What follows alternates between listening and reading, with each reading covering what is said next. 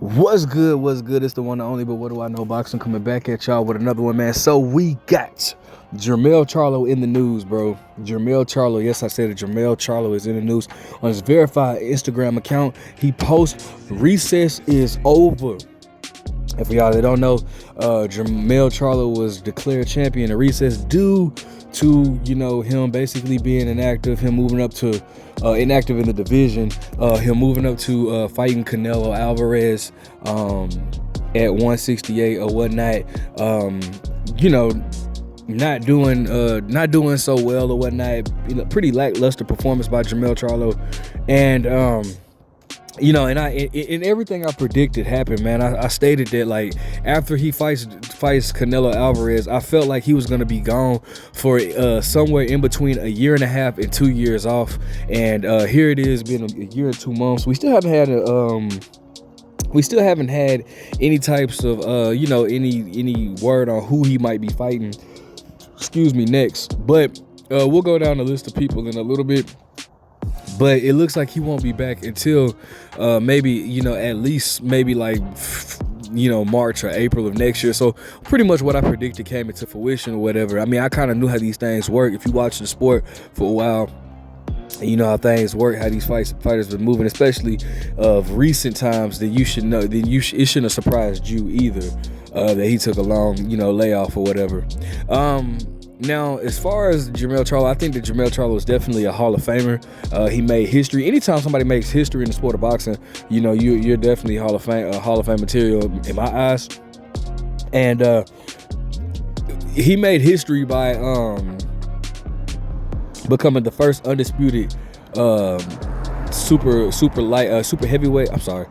welterweight champion in the four belt era. I think he beat some very good guys. And see, the thing about the 154 pound division is that while a lot of the guys that are there aren't popular, it's a very dangerous division, very stacked division. So to the casual, they'll say 154 pounds is not nothing. Oh man, there's nobody at that division or anything like that. To the casual, and when I say casual, I'm not talking about the guys that just know about Canelo Alvarez and Floyd Mayweather. No, I'm talking about the guys that claim that they know the sport of boxing, but really don't. Like, they only know a little bit in there. That's what I mean, the casual. I'm talking about the guys that hasn't really been in this sport to put their all in this sport like I have, that hasn't participated in this sport like I have. And I'm not even saying, and let me not say that just because you haven't participated in boxing doesn't mean that you're a casual. Let me not get that misconstrued. No, but I'm talking about that doesn't really know the sport, that claim, like, people that know more than what others will call a casual, but less than what hardcore fan boxing would know. Those are casuals in my eyes. All right. But I think that 154 pound is a very stacked division, a very dangerous division.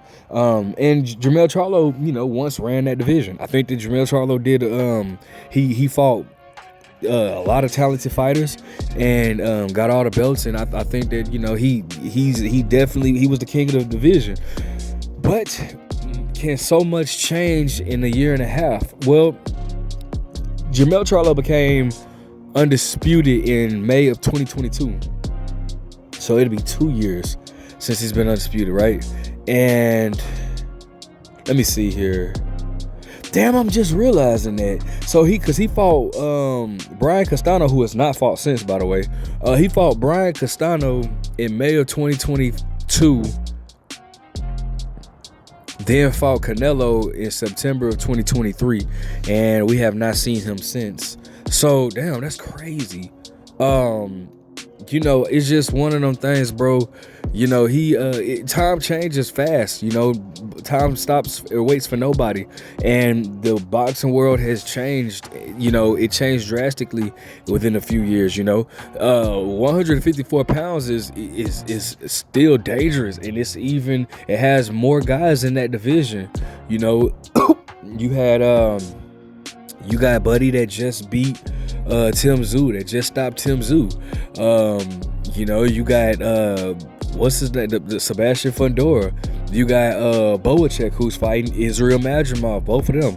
You got Terrence Crawford in that division. You got Virgil Ortiz in that division. Now, you know what I'm saying? So it's like it's a stacked division. You know what I'm saying? So it's not that, you know, Jermell Charlo is gonna once again have to come back and proclaim what was once his, but he has to almost like reprove himself now, because, you know, on top of the guys that some of the guys that he's beaten that's still in a part of that process. I want to say Jason Rosario is about to have a fight with somebody. I want to say it's one of the not the Ramos that fought Jesus Ramos, I believe. You know what I'm saying? Like, that's another, like, man, like Jesus Ramos is another one, man. Like, let me go ahead and look at let's pull up the names that Jermell Charlo could possibly fight. Like, just the names in the division, the dangerous fighters in the 154-pound division in general, and then let's talk about some possible fights for Jermell Charlo. All right, so here we go. Let's go ahead and get into it. All right, so the big names in the super welterweight division, just in general, you got Sebastian Fundora, Virgil Ortiz, Errol Spence, Surrey Boacek, Israel Madrimov, Xander Zayas, Charles Conwell, Jesus Ramos, Terrence Crawford, Erickson Lubin. Let me see, Erickson Lubin. I just named Tim Tszyu. The guy that I cannot pronounce the dude's names, Burkam Merzaka Zukazaka Luka Liva. The one that just knocked out Tim Tszyu. You know what I'm saying? Let's see here. That's a lot of damn names, bro. So how many is that? Let me go back and count. Sebastian Fundora, 1, 2, 3, 4, 5, 6, 7, 8, 9, 10, 11. That's 11 fighters, top fighters right there, you know, in his division or whatnot.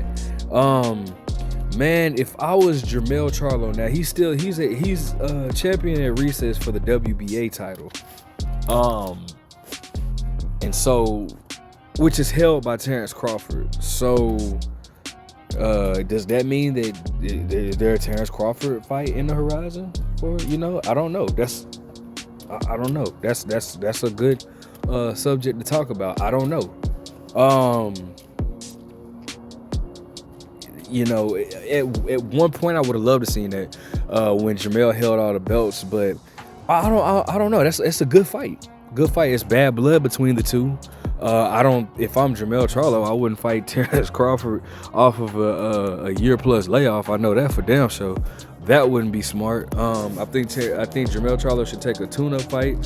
One of these guys that's not dangerous, Brian Mendoza. Oh, that's another one, Brian Mendoza. You got, you know, guys like that could prepare you for guys like, you know, not Israel Madrimov, but the Boacek, you know. But I would fight one of these type of guys, Takeshi Inoue. Ain't that like Inoue, Naomi's brother or something? Or, you know, I don't know. But you know, I fight one of these, you know, less threatening guys, and then go ahead and you know, just to get my, you know, foot back in, and then maybe, you know, visit a fight with Terrence Crawford, because I'm telling you, that's not a good look for him to fight Terrence Crawford coming off of the layoff and a loss. And I don't think Terrence Crawford will really entertain that either, because once again, you're coming not only off of a layoff, but a loss as well. So I kind of think that Jermell, you know, he needs to just, you know, go slow. And that's crazy, because all of that is speaking if he comes back at 154 pounds. Now, I'm assuming just because of his caption that he is coming at 154 pounds, but it's possible that he could drop down to 160. I know a lot of people do that when they move up in weight. It's kind of, especially at a weight class that he's been in his whole life. You know what I'm saying? Now that I'm thinking about it, like, personally, if I was advising him, I would advise him to go down to 160. I think he could definitely get a belt there. Like, you know, go fight a southpaw as a tune-up, and then he can get a fight with Irslan Lara. I really do think that would be a good fight for him. Capture the WBA belt. Now you're a 2-division world champion, bro. You know what I'm saying? I personally think that would be a dope idea for dude, bro. You already, like, cause it's like, bro, you already conquered 154. You had every belt that a person has at 154 you touched. So it's like, why not do it at a different weight class now? You know what I'm saying? And Erislandy Lara, who's a part of the PBC, has the WBA belt. So why not go for that? I would do that. But, you know, let me know what you guys think. Make sure you guys like, comment, subscribe. Do you want to see the return of Jermell Charlo? But what do I know?